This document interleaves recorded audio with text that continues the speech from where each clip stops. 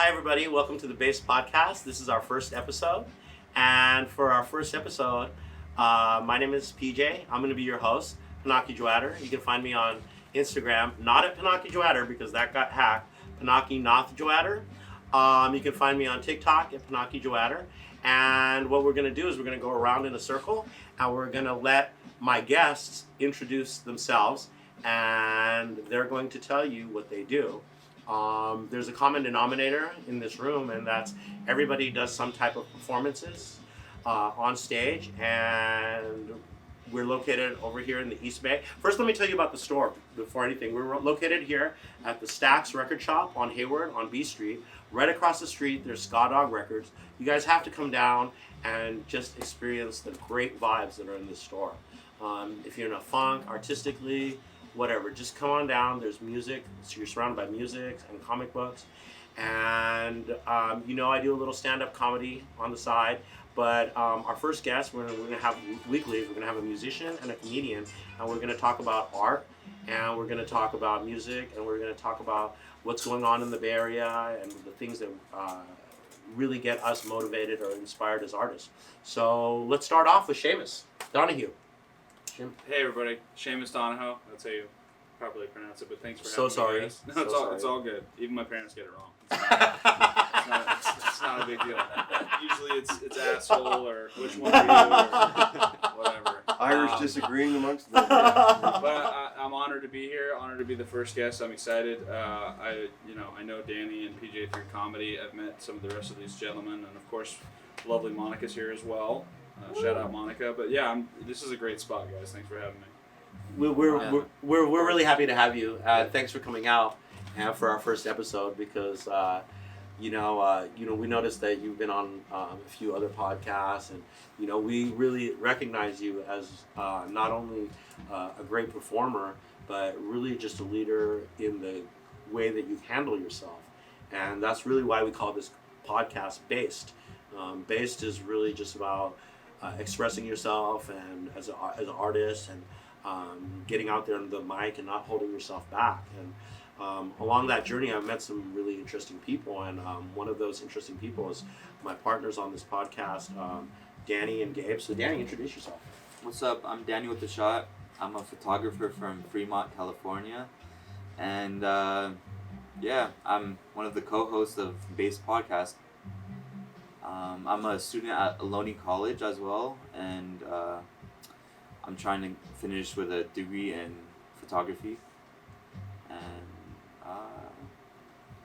That's good. yeah, That's good. For now, we'll get more into it. Bring it over to Gabe. Gabe. Thank you for that pass, Danny. My name is Gabe. I'm the owner of the Stax Record Shop over here in Hayward. I do a lot of things you'll discover through the journey of this podcast. But I'm also a DJ and educator, which we'll talk about later if it ever comes up, if it's ever relevant.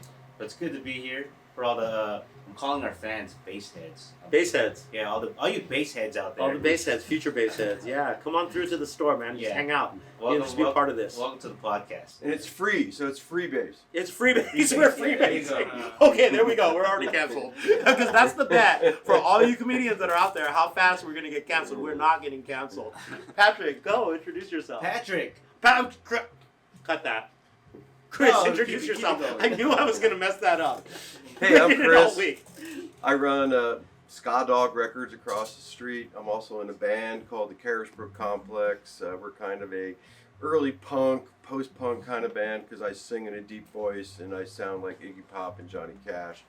But it's fun pursuing a music life, and I'm way better than my previous career in banking. So, Oh my over to god! you. Oh my god! Yeah. Talk about wanting to shoot yourself.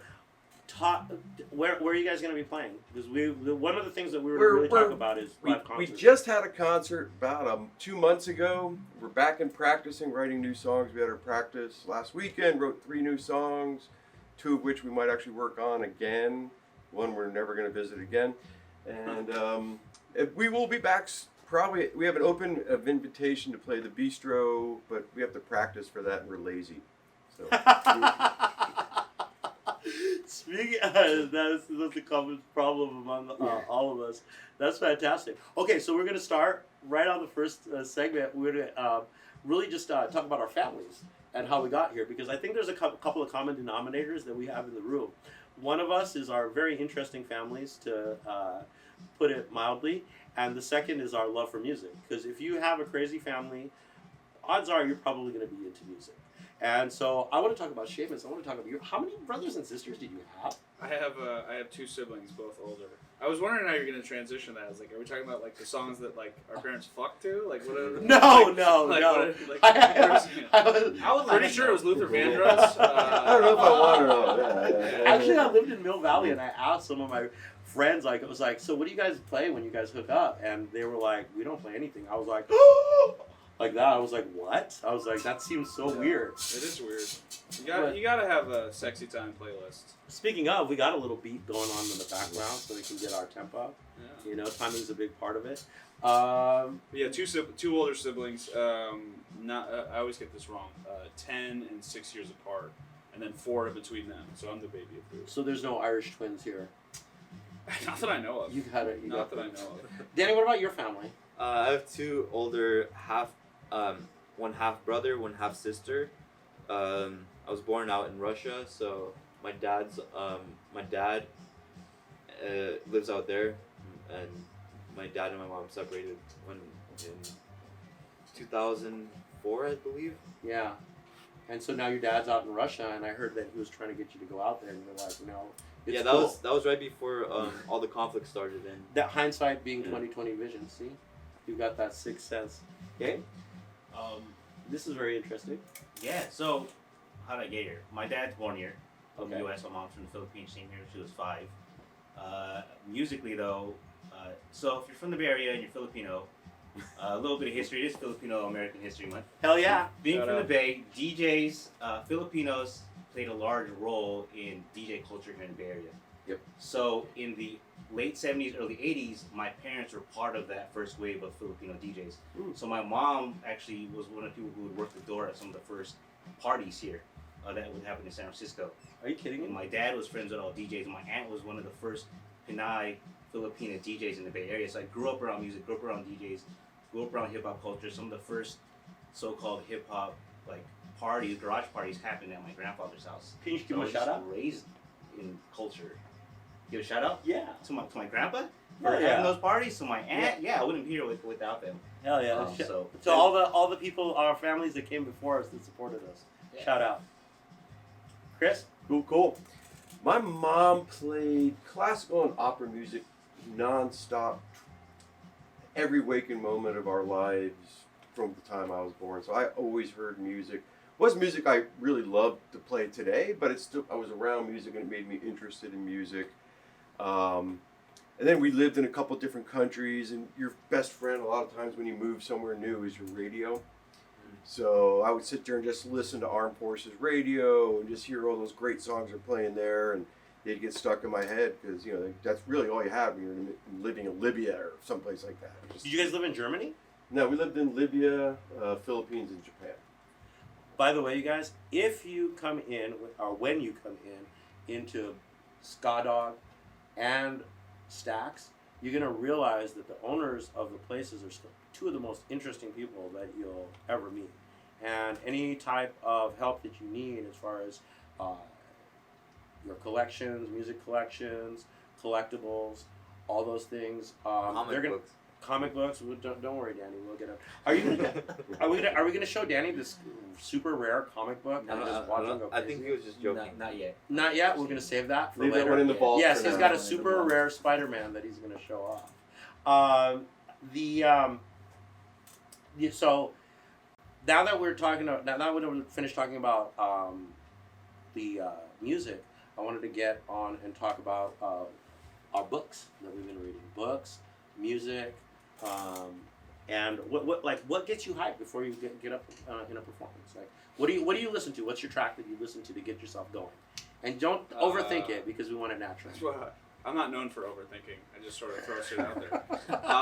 I've been actually, you know what? As soon as the pandemic started, I got really into ASMR, like self-help tapes and sort of like breaking down anxieties and stuff. Because what you don't know about me is I'm actually having I've never killed a night in my life, but like when I do quote unquote well, I'm usually having a panic attack because I have incredible social anxiety. So I'm either playing like Kobe Bryant stuff or like MJ stuff or just weird like wind chimes and stuff to kind of settle like the carburetor down or whatever to chill out, because I'm always just like ready to almost coked out on like the applause and all that stuff. Do you ever chat? Like, I know for me personally, when I perform, I get so amped, and I'm known for this. Like, I have a hard time slowing down and not being too loud on the microphone, and I miss my tags all the time. I just have such a hard time with my own personal anxieties. So I mean, I don't want to necessarily smoke weed or drink. The drinking totally didn't turn out very well when I first started, and I don't want to smoke weed because I forget my lines. I mean, I know that for me personally, it's a journey. I've definitely had addiction issues in the past. I think a lot of artists have.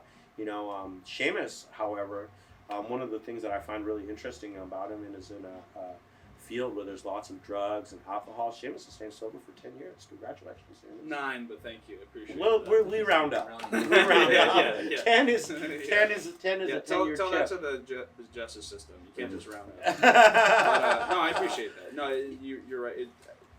Quick story is like my first week in comedy. I met a guy who's still very good friends with me. I won't name drop him, but he likes to dabble in cocaine. Okay. So he got a little fucked up, and like I went to go look for him. He's in a group of comics or whatever.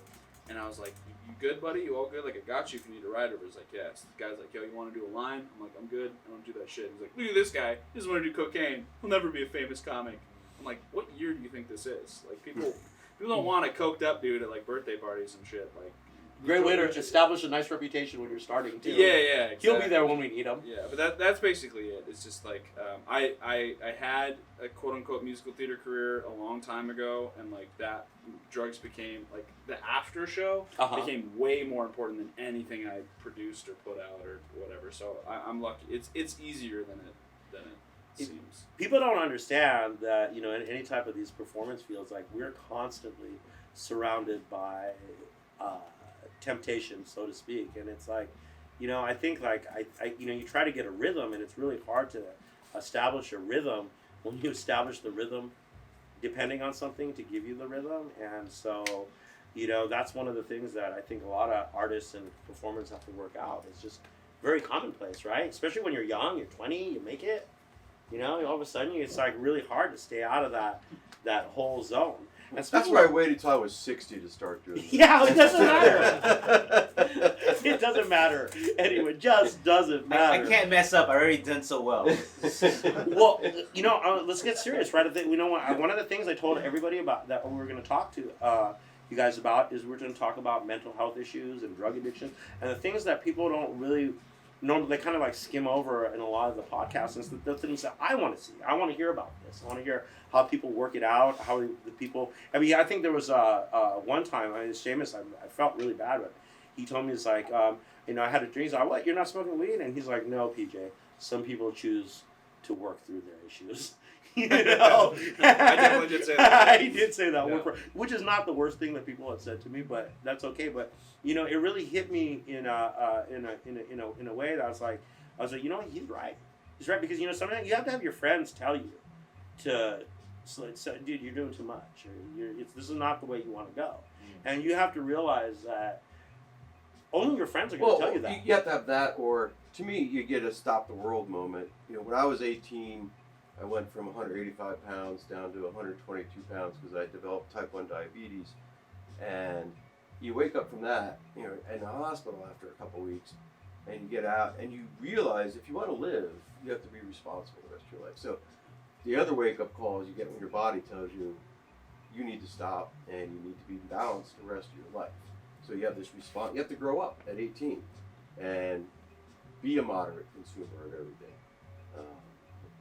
That's the reality. Stay in the game. Stay in the game. Yeah. I think it's hard though when you're in. You're talking about comedy, and that had me thinking about being a DJ and trying to be at the level of my audience and trying to, it's like, okay, I have to be drunk because they're drunk and we're all having fun together. But then one day you wake up and it's like you're so in the moment of doing that, and then one day sometimes you hit a brick wall or your friends tell you like, yo, you're messing up. Some people don't have those friends, and it's too late. We've seen so many artists Mm-hmm. they lost their life to addiction, in those like being a performer. They get too into the scene. Yeah. Let's talk about it. Seamus, how many friends have you lost? I think it was like 27 or 28 to just fentanyl alone. In between 28 like, people to the fentanyl. guy. Let that sink in. Because I got sober in 2013, and I was literally living in like a Victorian in San Francisco with like 65 dudes. Like we're literally on top of each other. Like if the fire marshal was there, like there'd be some. I think some I know that violence and house, stuff. by the way. And yeah, no, of the time, yeah. I mean, it might be more, it might be less, but that's the general rounding up, if you will. Because I mean, it's a whole nother. Some of it's been as easy as like, oh, I just had a bad trip, and the guy, boom, is dead. And then there's other stuff of like, that just becomes your reality. It's almost like your life is The Walking Dead because you can't do anything but that shit. You know? Wait. I mean, and that's definitely motivator to stay sober. But like, that's crazy. How close were your friends? That I mean, that it sounds like the one that hit me the most, which was the most fucked up, was he and I were in the same quote unquote graduating class of that rehab, and he had a rough patch. He went back, and then over, I think it was 2 years ago, over Labor Day weekend, he was dead by himself for 4 days in the rehab because everyone so there's the rehab and then there's like the graduate house. Everyone in the graduate house is with their girlfriends, with their partners, with whatever. He's like, oh, I'll just stay back, it's fine. And he literally like died, like just was shooting up or whatever and died in the bathroom. Was dead for 4 days. He shot up at rehab. Yeah. It's Oh my god. that's the thing, right? That's That, real. Well, I mean, if baseball players can get away with steroids, drug addicts can get away with doing drugs while in programs. Wow. You'll do whatever. You basically Oh, do yeah. the You're bare not minimum joking. to stay out of jail or dead. And like I told you, I have a So- close friend of mine that played pro baseball, so he told me about what really goes down, like especially during the 70s and the 80s. You know, there's like 2 cups at every baseball thing. They've got the regular cup and they've got the special Yeah, thing there's- that's you can- loaded with greatness. I didn't want to get behind the science of all that. As soon as my shit was over, I was just like, I don't even want to fake tests. I want to just do it the right way. But it's amazing what you can get away with. Do you ever get tempted to like at least maybe have a drink or smoke some weed? I mean, because we're encouraged to do it. Let's be honest.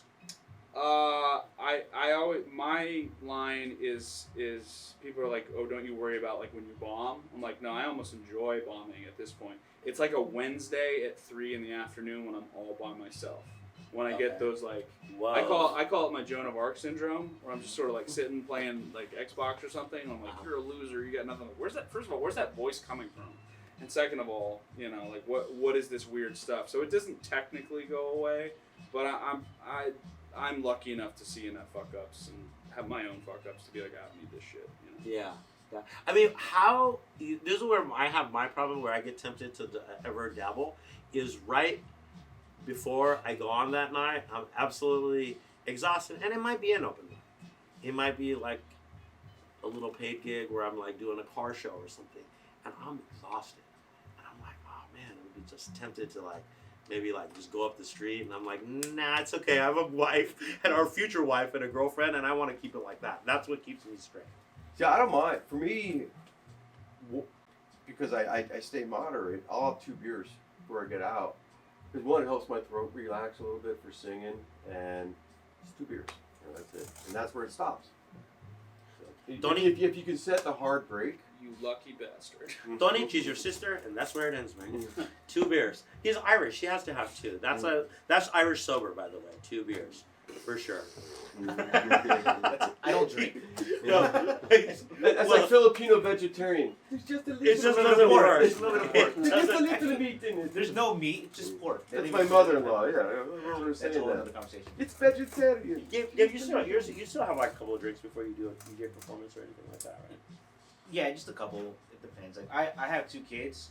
Yeah. 5-year, not 5. I have a 5-month-old and a 2-year-old, and so that's been like, I don't want to go home drunk because I gotta take care of these kids. Yeah. You know.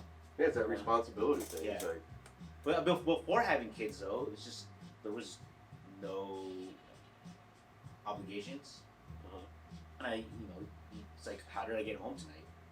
And that's when it becomes dangerous. It's like, how did I get Right. home? You wake up, you're like, oh, I drove myself. I loaded all the shit in my car Yeah. too, right? Yeah. Well, I mean, when we were growing up, I mean, it was really sketchy because I was the designated driver, And I'm the last person that should be driving designated. I'm like, I can't handle my alcohol at all. And I know it. I knew it from an early age. And I'm thinking to myself, you know, we're on very, very thin ice here. I can't, even when I go to shows and everything, you know, they've got Uber now, you know, which is, you know, just, as long as you got some money for Uber, you can. You pay the $250 fee for throwing up in your car. It's $400 now. It's Really? $400. I just heard somebody talk about that now. Actually, it was $400 originally for throwing up in an Uber. Now it's $299. Shout out Cordell Snell. I think 25% discount. I think you mentioned that. I think you mentioned that on one of his podcasts. Danny, I want to talk to you about you. What's up? You've been shooting. We're gonna get to your NFTs, and you're like if you guys don't know, this guy's like the Rick Ross of NFTs. He's back, you know, over at my house, walking back and forth. That Todd, it's going for, you know what, like 177. We gotta sell it for more than that. And it's like, okay, I'm gonna tell you guys a story of why I don't gamble anymore. I literally bet my Pell Grant when I was in college on one baseball game, and I was Bill Swift. I remember I saw the signs are everywhere. We saw the trucks, and all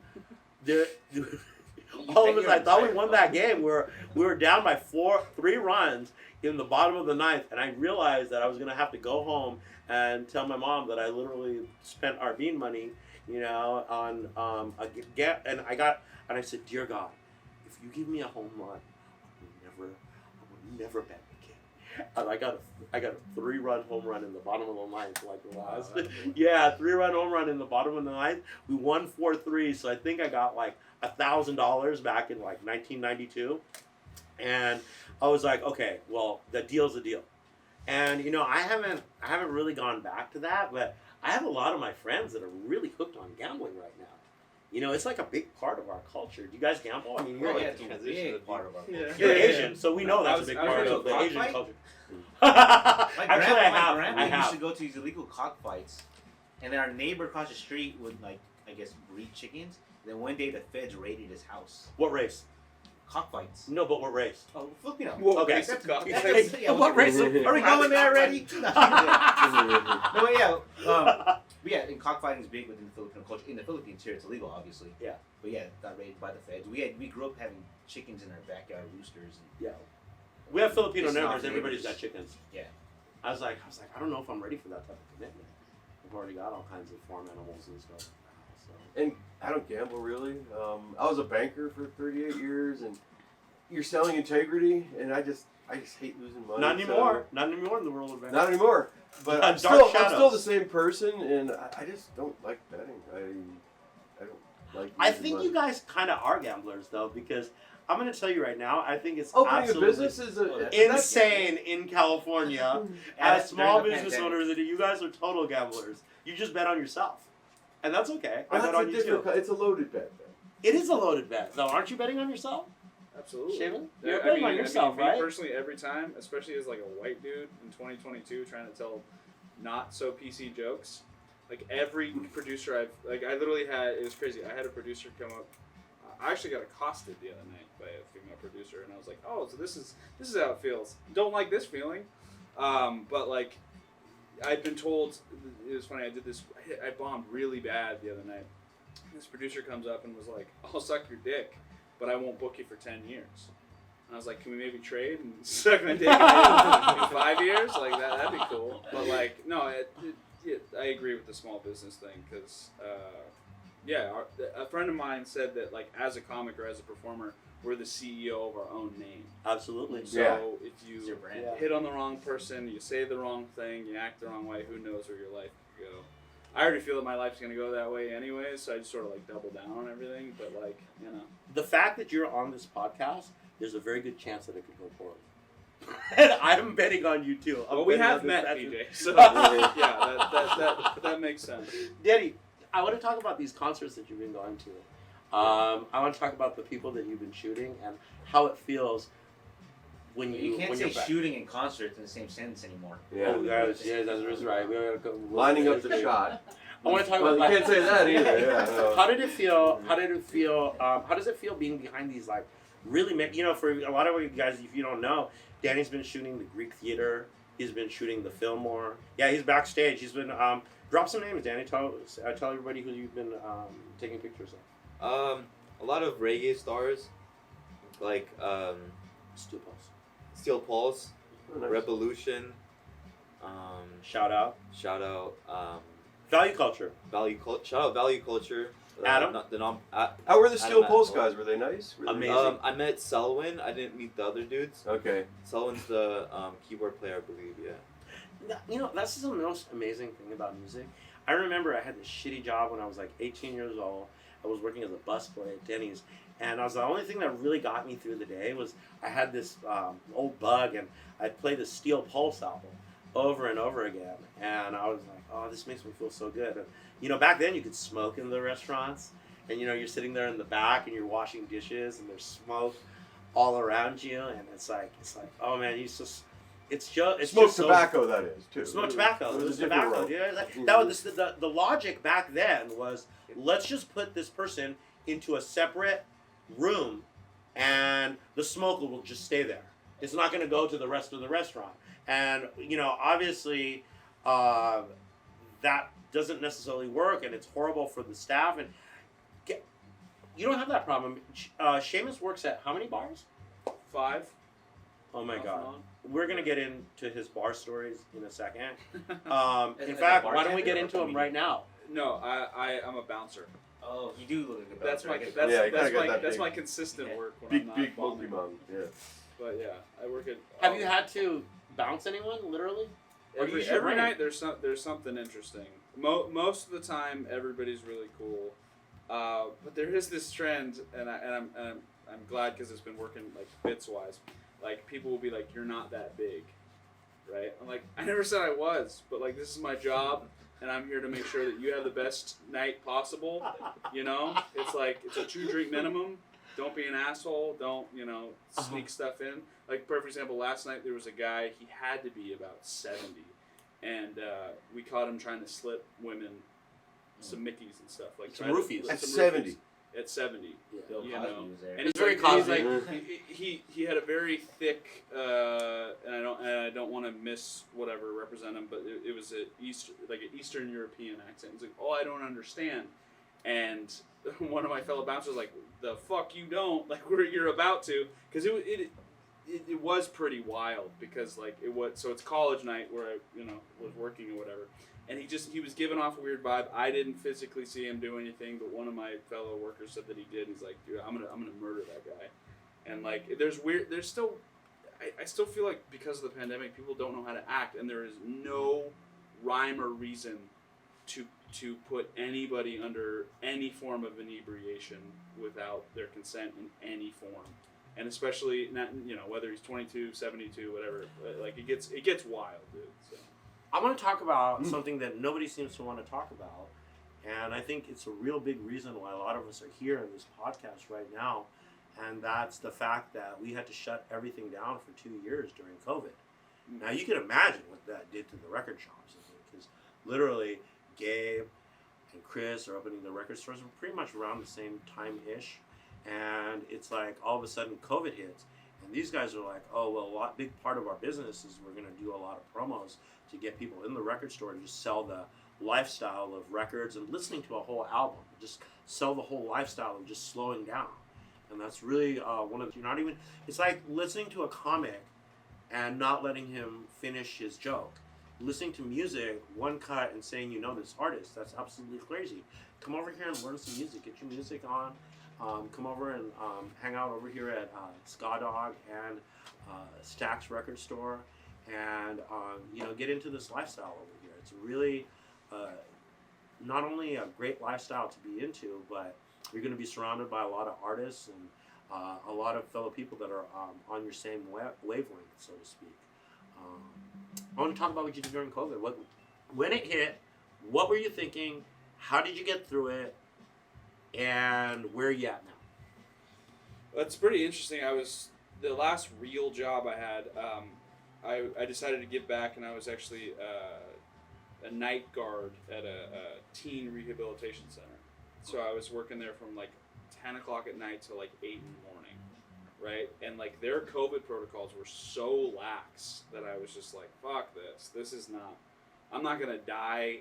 Both my parents had cancer at the time, so I was lightweight taking care of them, and I was like, I'm not bringing COVID or any form to them. They dropped dead. Like it was fucking wild. You're asking me to work here and bring this home to a compromised household. Right. So I left that whole deal, and I was like, I'm just gonna. That's how kind of comedy started, because I was like, look, if I'm losing a bunch of friends and I'm seeing a bunch of shit, I might as well try something completely different. And then as soon as I touched my first mic, I was like, all right, there's something to this, because people are so triggered by the shit that I say. They're like, this is fun. And I don't want to like punish people, but like in a weird way, I was punishing myself, because I was like, I don't know if you guys remember this, but like, do you remember like at the height of the pandemic, where all of a sudden you're on like 280, you're on 880, whatever. You're just chilling. Yeah. All times of the day, and I'm like, No cars. This is nice. I mean, it sucks that people are dying, but like, this is great. And then it just got worse and worse and worse, and then in a weird way, comedy has been this cathartic thing, because a lot of people like IMDb you, right? Where it's like, hey PJ, how you doing, buddy? Good to see you. Oh, bro, I fucking killed at this mic and this mic and this mic. It's like, yeah, I asked how your wife was. Like I don't fucking care that you just crushed 7 people, 4 of which fucking hate you, and the other 3 are like, shit, I just came to watch the Bills game. Like, this sucks. But like, that's kind of like, it's funny, like everyone else in a weird way, as they broke down, I broke down, and we broke down, and like and all my anxiety, all my whatever, I was like, oh, this is where I'm supposed to be. Because I am the picture of what's wrong, right? Like, I get up there and people are like, here comes the A-Rod apology tour, and I'm just like, boom, you know what I mean? But like, it's been great to see, you know, most people I've met. I mean, I met you, I've met all you guys, but like, I've met so many people that like, we're all hurting in such weird ways that like, how nice is it that we're like this in this specific space? Because like you said, right, everything got shut down. Yeah. And it's like, I wouldn't, not that I didn't have friends before, but like it really did make me think of like you said, like hearing, like I rediscovered the Beatles. Like I always liked them. Yeah. But like I was like, holy shit, there's 3 other songs on top of Sgt. Pepper. What the fuck? Like, just, you know what I mean? Like, I didn't even know anything. But like when you're stuck in a room for whatever, right? Like, I literally went from, like, coworkers being like, you're the dumbest asshole I've ever met, to having audience members go, you're the dumbest asshole I've ever met. And I was like, cool, you might pay me for this in 10 years. Yeah, I think that you're on your way. You know, what you're talking about during COVID, so I've discovered there's 2 groups of comedians, especially doing this open mic, is that there's the pre-COVID comedians, and some of them just kind of got their ankles chopped off. You know, they were just desperate. And there's the post-COVID comedians. Right. And what was so amazing is me, Monica, and we met, I guess, Danny during COVID at one point or another, like toward the end. And I'm going to give it a 2-year window of the, apparently, I don't know if we're still in it or if it's officially off. So don't get on me about any of the time frame of this, but No, it ended when Gabe and I opened up our officially, store. exactly. It's ended here. It's ended here. Okay, and so and I'm sure there's it's a mass stuff situation for us, because there's a lot of people that came after COVID because they actually got the time to stop and slow down and examine where they were in their lives. And that's really a denominator that you're going to see among all of us, is that I think we just all said, okay, this is where we stop, and we're going to go chase our dreams. And really, that's what this podcast, this situation right now is really all about, is about chasing your dreams and just not giving up. I know, even, I'm sure Danny must have been really tough for you during COVID, because you had your camera situation already started. Yeah, I started photography professionally in 2019. So, right after I started, I had to take a break in the middle of 2019, but then COVID started as well, and that made it even worse. then it kept me undermotivated, and I was working at Amazon. Did you go through any type of depression? Yeah, I was going through a lot. Really? Yeah. You want to talk about it, or do you not want to talk about Nah, it? Maybe later. Maybe later. Probably not, though. What about you guys? For my band, it was the thing we look forward to every week. We practice every single Saturday, and my neighbors, because our band is all people that live on the street. Where are you guys located, and In the how do Hayward I know? Hills. How do I know to avoid this block as far as if I ever want to buy real estate? Because like we all kind of live on the same street, and so every everybody looked forward to every week was actually getting to practice, because you're sitting in your freaking house all week long, watching grass grow and shit and fires burn, and It's what kept you going. it kept us going. Yeah, we went from being a bunch of guys that got together and jammed and became a band by the end of it, because we had gotten tight, we had written a bunch of songs. So for us, it was, we made it as positive as we could. How many songs did you guys get to write? Well, I wrote over 60, but we actually performed Whoa. 7 of them. Now, I want to add a question to ask you, because I'm not really 100% sure, but do you guys have a studio over at Ska Dog in the back there or something you were talking about? No. Elaborating on it? We have a creepy upstairs. Okay. It's really creepy, and we don't go up there very much. It's Just for seances. just for seances and like levitating people. And Were you that person when we were playing that Ouija game that was moving that thing? Were you that person? Because I really believed you. You know, I really believed you. I'm Indian. You know, we grew up on metaphysical stuff. We had a friend of ours who's like a medium, who flew out for my son's wedding, and she's like been written. She lives in Sedona, has been written up a bunch of magazines, and she came up and took her tuning forks to the upstairs where the ghost was, because we thought there was a ghost here, because I rented this spot, and my dogs came in out. The Ska Dog is checking out the downstairs, having fun, running around, barking, and he goes upstairs, leans up against the wall, and starts crying. And it took me 5 minutes to pull him off the wall. Pulled him off the wall, brought him downstairs. He's running, he's having fun, he's barking. He never goes upstairs again for the next year and 3 months. Wow. So our medium friend goes up there with her tuning forks and like, bing! He's putting against the wall and just goes, and he gets to this one spot and goes, and then it keeps going. And it's just like there was something in that spot of the wall. And she started talking to the wall and shit like that, which is kind of weird. It's her thing. But she said like a woman had been murdered there, and the guy that did it was in the mirror. Is this at the record store, It's or like is this the upstairs of the record store? But see, Why don't we this is capitalize going on to this? get picked up by Especially the Shannon on Halloween Gas one. Digital. She has been waiting for this. Shout out But she Shannon does at this Gas all Digital. Bring the mirror. Bring the mirror next time. This is at the record store. So we have a haunted record store in the situation. Okay, keep it going, because I'm all in. But that was she in theory did it. I haven't bought the dog back to see if he'd go upstairs and be cool now or not, because he's the real test. Okay. Because I went up there and just go, oh, it's dark and ugly. And Canary in a smells. coal mine, the Yeah. dog. But the dog is the one who really knows, so we'll see. What? So you've got a poltergeist situation at Ska Dog Records. Is that what you're saying? Or even you were on it's like camera. a music depot next door as well. Because like what she says is like they said the doorknobs shake all the time. They come from upstairs, and my medium friend goes, it's a young ghost and it doesn't know how to go through the doors yet, so it goes through the doorknob. These buildings are really old. Like Okay. 1800s old. Let's Yeah, talk this about is these built- buildings. Yeah. This is one of the most beautiful 1868. buildings you will ever be in. And that's one of the main reasons I chose to do the podcast here. Other than Gabe, other than Chris, was just the vibes from this building.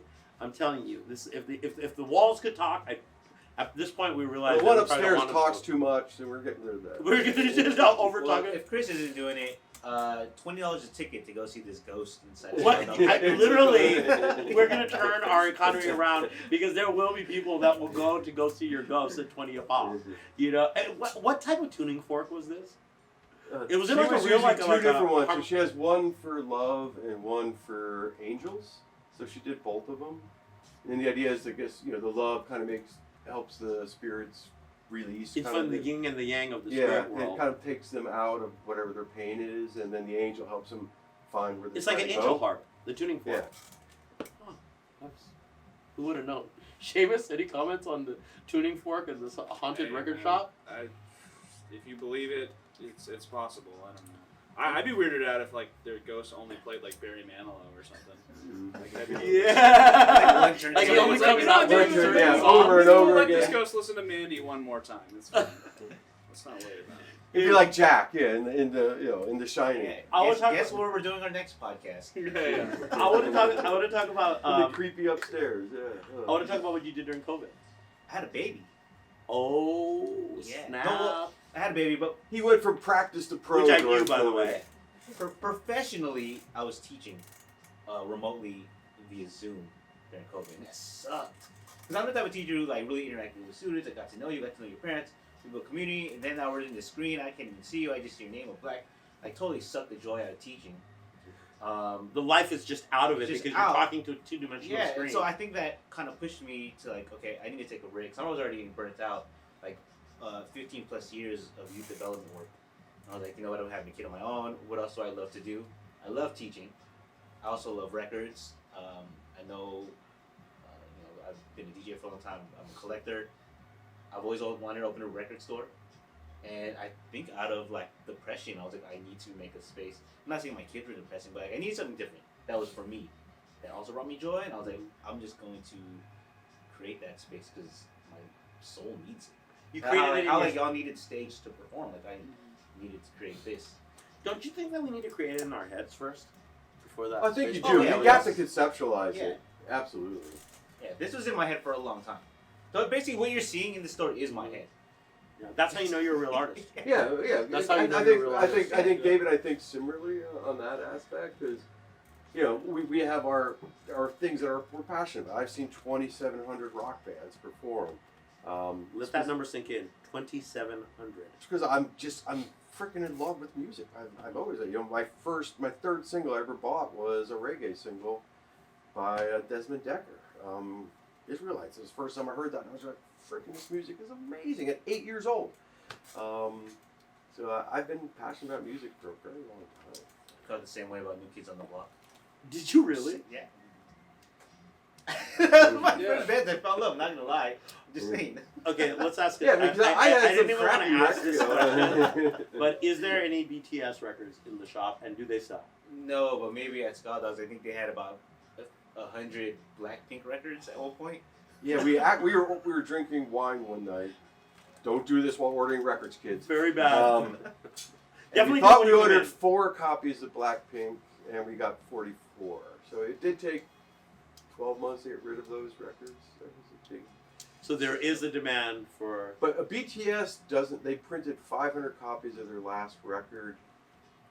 Instantly, those were selling for over $1,000 a piece. Because What? But because of bands like BTS, that you see a spike in CD sales. Really? People saying, "Oh, CDs are coming back. CDs are coming back." But you can look at a few bands that came out. The during 3 bands that are selling them. Yeah, is but I think maybe Taylor Swift and BTS. Really? Yeah, That's interesting. People want. Well, 'cause they won't support print that band, vinyl. Yeah. Yeah. That's something interesting to talk about as far as like the media goes. What I thought was really interesting, and I don't know if you think this shit, is a lot of the rappers and stuff, they went back to tape. They're selling tapes out the car again because the record studios won't print vinyl. They're not printing vinyl. What's this all about? Well, I they're mean, print good. I would say Spotify, you get like 1 cent per listen after you've hit like 1 million maybe. So there's no profit there for like an independent rapper if you don't have that backing from the record label. Or if you don't have Yeah. 20, over 200 million plays, Yeah. you're not making bank. There's also You're not because of making anything popularity, to survive with. the popularity of vinyl.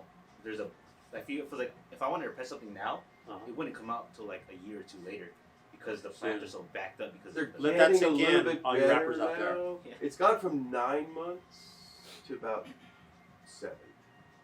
Because like the guy from Y&T that comes in my shop and says, "Yeah, I cut a new record. 9 months to get the vinyl."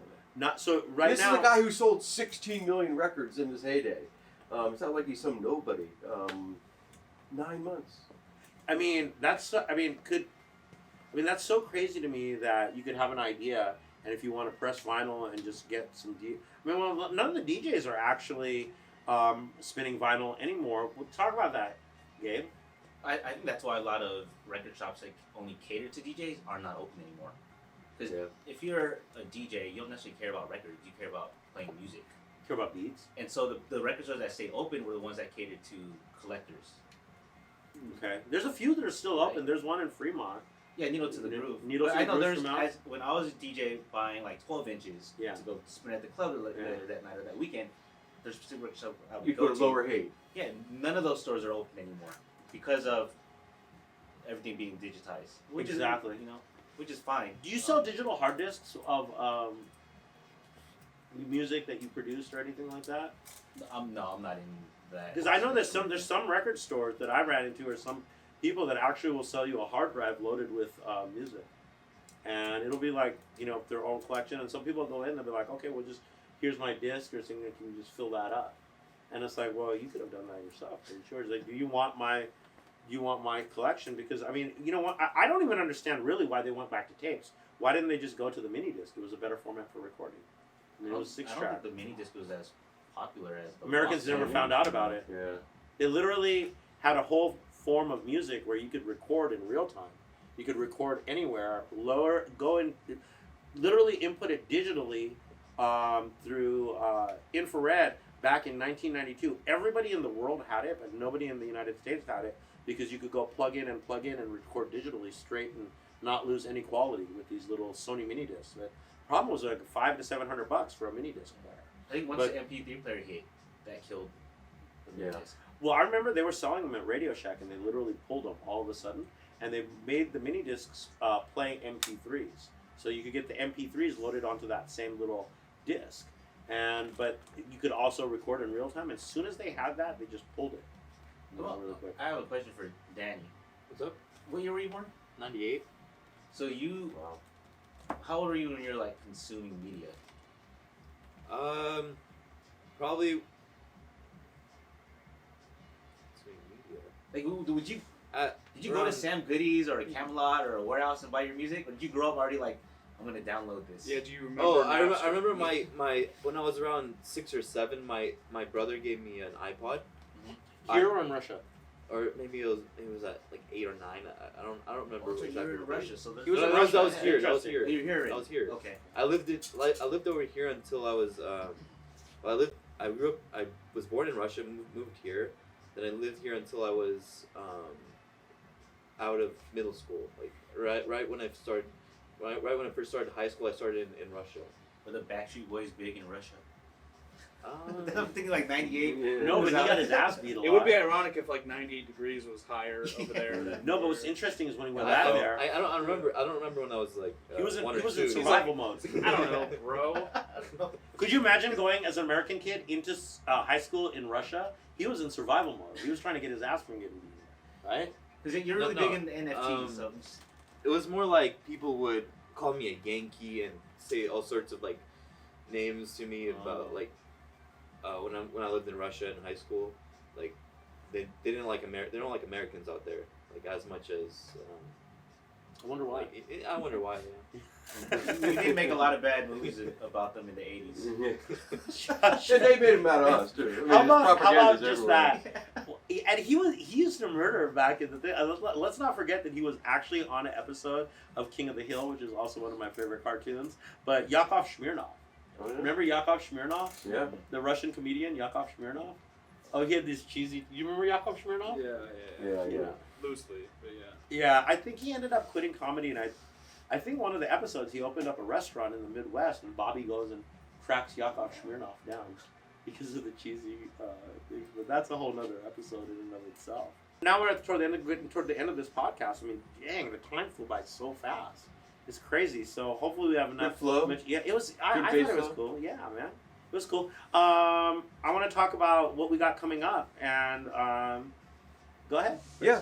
So Ska Dog Records on October 29th from 2 to 6. We have 3 bands coming in, 2 punk bands and a grunge band are going to be playing for free from 2 to 6. Come down, check it out. Check out some free music, some new music, and have a great day. Enjoy Halloween, my favorite holiday of the year. October 29th, you guys. There's nothing going on over here in the East Bay. You know it, and I know it. go check out a concert for free over at Ska Dog. And then go to your Halloween party. And then buy some records too. Or buy a $10 ticket from the Stacks Record Shop to go see the Ghost at Ska Dog Records. Yeah. We do have a ghost. We're offering up a ghost. The ghost tour. Guided by PJ. Hey, are you? No, is this? Are these concerts going? Are they reoccurring every month? Are you going to have it as a? We're doing this first one first, and we'll see how it goes. If people start forming a pit in the middle of the store, we may not do it again. October 29th, you guys. October 29th.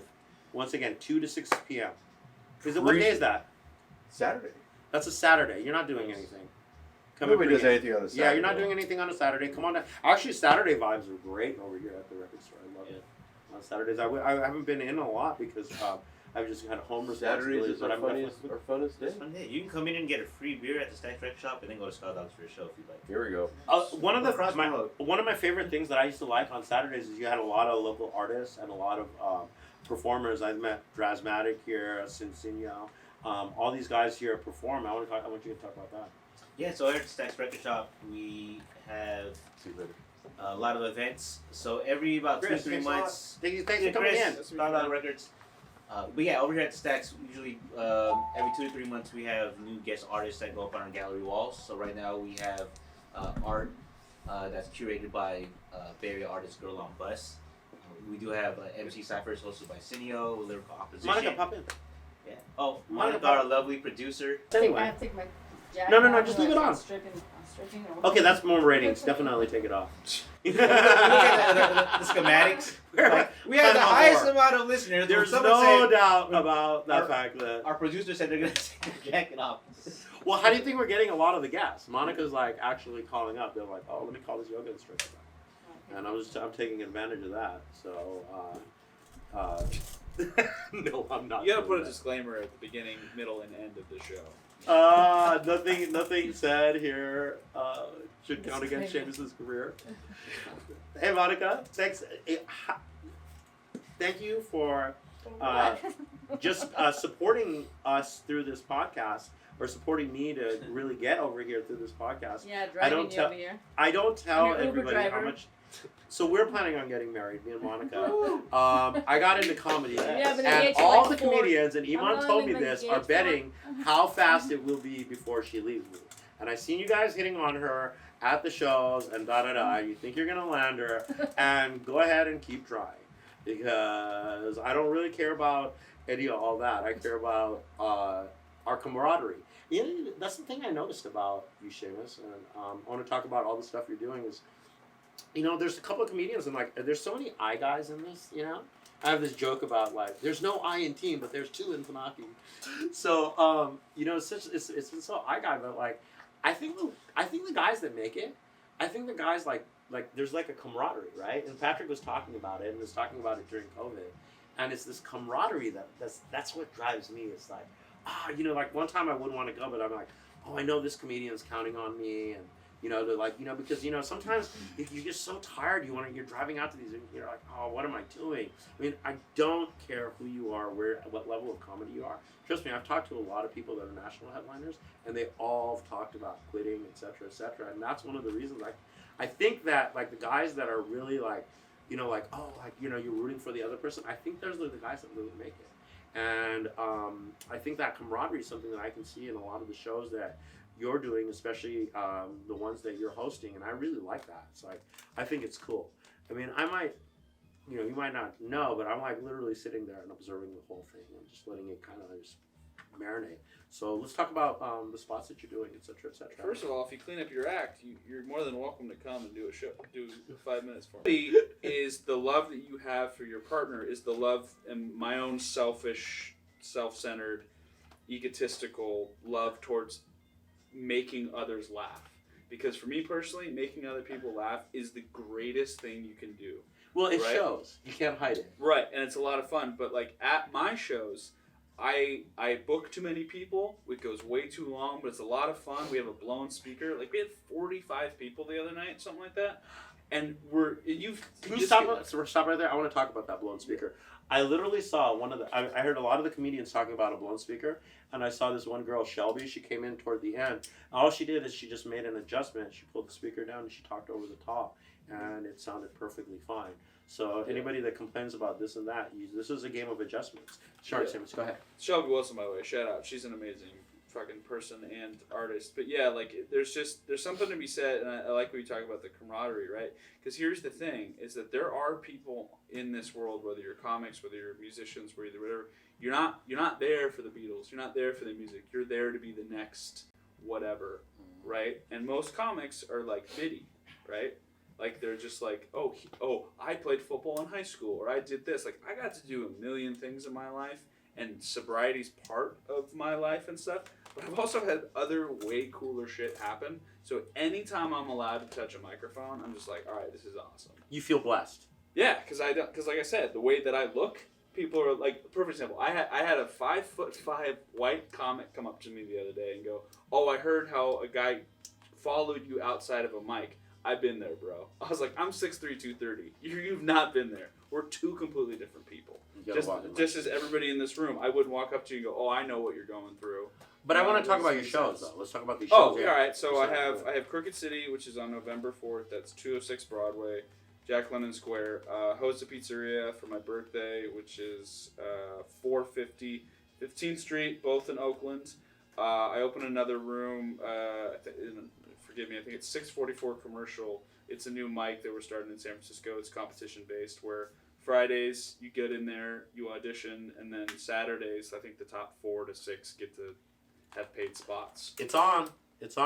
One more time. Go over that last. So 644 Commercial Street, San Francisco. I believe that's the whatever. Basically, follow me on Instagram, 755 Doughboy. All my real information is there. Follow Seamus on his Instagram. He's got all his promos. He promotes all the stuff that he's doing. Right.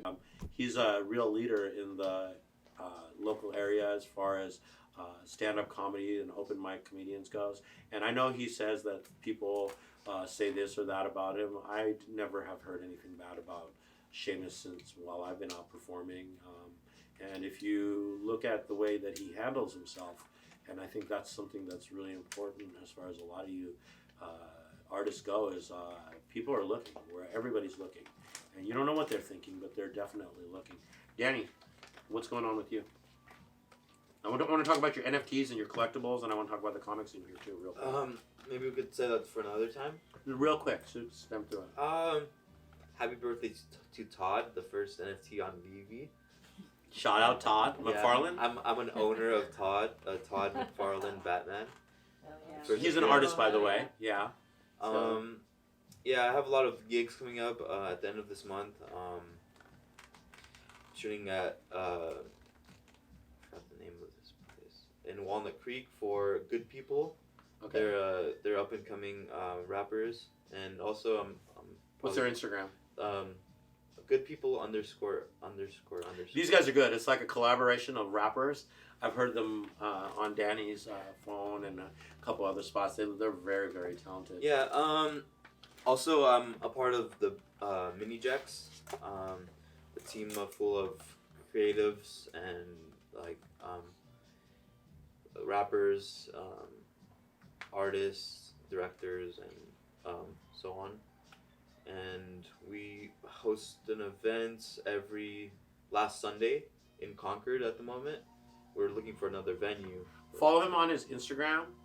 Venue operators, they're looking for a venue. Follow Danny on his Instagram, and he'll let you know what's going on. If you follow Danny on his Instagram at Danny with the Shot, you'll find out about a lot of the concerts that are going on. I'm rebranding at the moment, so there's no posts on my page. He's rebranding, but if you had seen his thing, you'd realize that he's shooting for a lot of.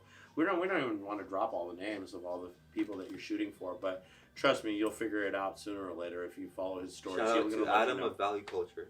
Adam at Value Culture, shout out. And then Gabe, what do you got coming up? I have the shop open Tuesday through Sunday. Tuesday through Sunday after 12 p.m. You guys. 12 p.m. So it's 12:02 right now. So I'm just do a quick shout out before you officially open these doors. Sure. Shout out to all you bass heads out there, and shout out to our special guest. And just a quick plug, playing in the background of this podcast today. Just came out today. Surprise chef out of Australia, Education and Recreation. Highly anticipated, I believe, their third album. off Big Crown Records, and currently playing right now is the new Skull and Cash Players off of Coal Mine Records. Crank it in up a little Ohio. bit because in our future podcast, you're gonna see we're gonna have some more, Yeah. a lot of music. Yeah, hell yeah. Yeah. That's the vibe that you get when you come in here.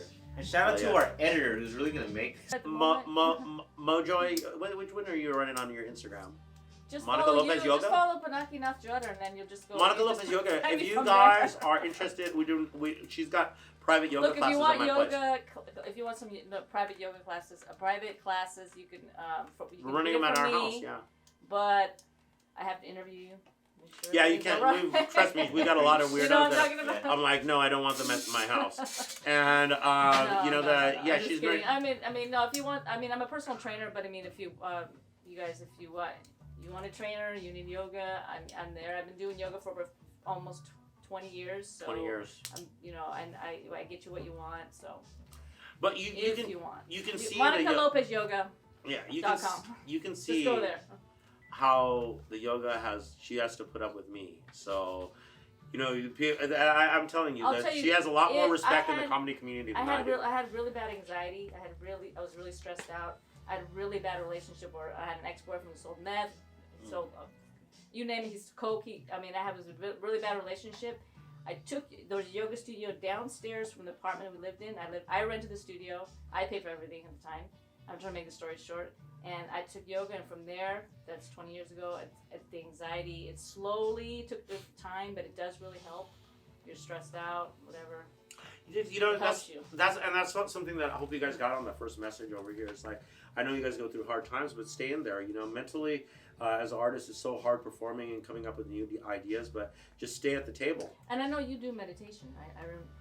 I listen to some podcasts. So, Yeah, well, Seamus is into, visualizing, obviously. Let's, You know, and that's something that's let's great. sign out. Are we going to sign out now? Yeah. Yeah, it's already past. Let's 12. go. We're signing out. That's Oh, our first fast. podcast. All right. All right. Thanks. Thank you, everybody. Thanks, guys. Hell yeah.